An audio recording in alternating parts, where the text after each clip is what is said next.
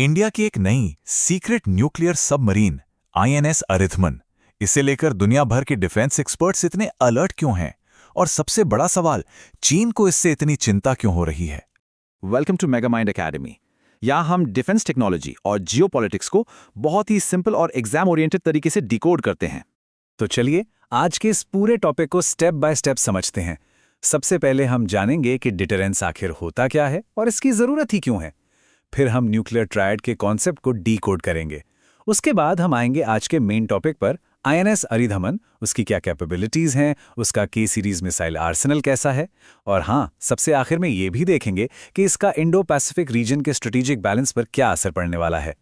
Okay, तो सबसे पहले एक बहुत ही बेसिक सवाल से शुरू करते हैं। किसी भी देश को न्यूक्लियर वेपन्स की आखिर जरूरत क्यों होती है? देखिए, इसका जवाब सिर्फ अटैक करना नहीं है, बल्कि इसका असली मकसद है डिटरेंस।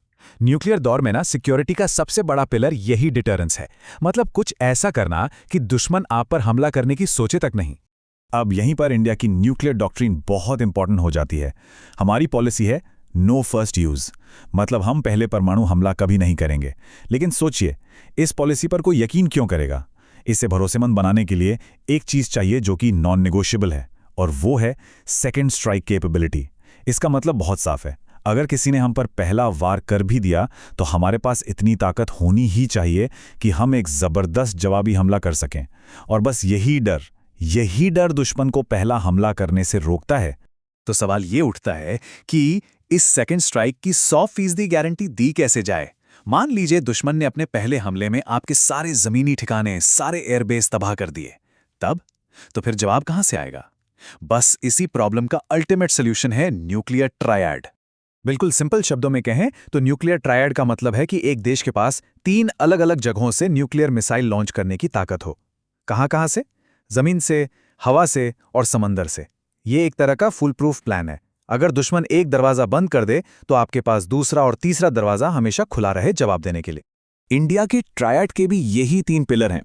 लैंड यानी जमीन, जिसके लिए हमारे पास अग्नि सीरीज की बैलिस्टिक मिसाइल्स हैं।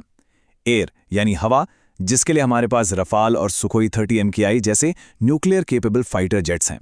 और अब आता है तीसरा और सच कहूं तो सबसे जरूरी हिस्सा, सी यानी समंदर। समंदर की गहराइयों में छुपी एक न्यूक्लियर सबमरीन, जिसे हम SSBN कहते हैं। अब ये इतनी क्रूशियल क्यों है? क्योंकि इसे डिटेक्ट करना लगभग नामुमकिन है, और यही चीज इसे सेकंड स्ट्राइक की सबसे पक्की गारंटी बनाती है। और बस यहीं पर एंट्री होती है हमारे आज के स्टार की, आईएनएस अरिधमन। ये इंडिया के न्यूक्लियर ट्रायड की समुद्री ताकत को पहले से कहीं ज्यादा मजबूत, खतरनाक और भरोसेमंद बनाती है। वैसे इसके नाम का मतलब ही है शत्रु का नाश करने वाला। हाल ही में आईएनएस अरिधमन को बहुत खामोशी से इंडियन नेवी में शामिल कर लिया गया है। ये आईएनएस अरिहंत और आईएनएस अरिघाट के बाद इंडिया की तीसरी SSBN है। SSBN यानी nuclear powered ballistic missile submarine. अब 3 SSBNs होने का मतलब क्या है? इसका सीधा सा स्ट्रेटेजिक फायदा यह है कि इंडिया अब 24 घंटे 7 दिन समंदर में कम से कम एक न्यूक्लियर हथियारों से लैस सबमरीन को गश्त पर रख सकता है, हर वक्त एक तैयार। ये सफर काफी लंबा और चुनौतियों भरा रहा है। सोचिए, 2009 में इस क्लास की पहली सबमरीन आईएनएस अरिहंत लॉन्च हुई थी। फिर 2016 में वो कमीशन हुई, और 2018 में जब उसने अपनी पहली डिटरेंस पेट्रोल पूरी की, असल में तभी इंडिया का न्यूक्लियर ट्रायड ऑफिशियली पूरा हुआ।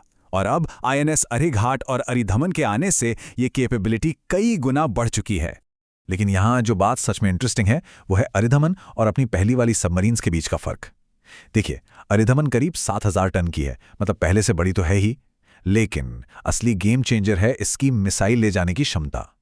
जहां अरिहंत में सिर्फ 4 मिसाइल ट्यूब्स थे, वहीं अरिधमन में है पूरे 8 वर्टिकल लॉन्च ट्यूब्स। मतलब सीधे सीधे डबल फायर पावर। इसकी असली ताकत का सोर्स है इसका 83 मेगावाट का न्यूक्लियर रिएक्टर। अब इसका फायदा क्या है? फायदा यह है कि इसकी वजह से ये महीनों तक, जी हां, महीनों तक पानी के नीचे रह सकती है, बिना एक बार भी ऊपर आए। इसे डीजल सबमरीन्स की तरह बैटरी चार्ज करने के लिए सतह पर आने की कोई जरूरत नहीं। और तो और इसकी डिजाइन ऐसी है कि ये पहले से ज्यादा शांत है, जिससे इसका पता लगाना और भी मुश्किल हो जाता है। सीधे शब्दों में कहें तो it's bigger, quieter and deadlier. कोई भी सबमरीन उतनी ही खतरनाक होती है जितने उसके हथियार। तो चलिए अब जरा अरिधमन के दांतों पर नजर डालते हैं, यानी इसकी के series submarine launched ballistic missiles पर। पहला ऑप्शन है K-15 सागरिका मिसाइल। इसकी रेंज है करीब 750 किलोमीटर, जो हमारे आस पड़ोस के खतरों से निपटने के लिए काफ़ी है। और मज़े की बात यह है कि अपने 8 ट्यूब्स में अरिधमन ऐसी 24 K-15 मिसाइलें तक ले जा सकती है, हर ट्यूब में 3-3 मिसाइलें फिट करके। और फिर आता है इसका असली स्ट्रेटेजिक हथियार K4 SLBM। इसकी रेंज है 3500 किलोमीटर।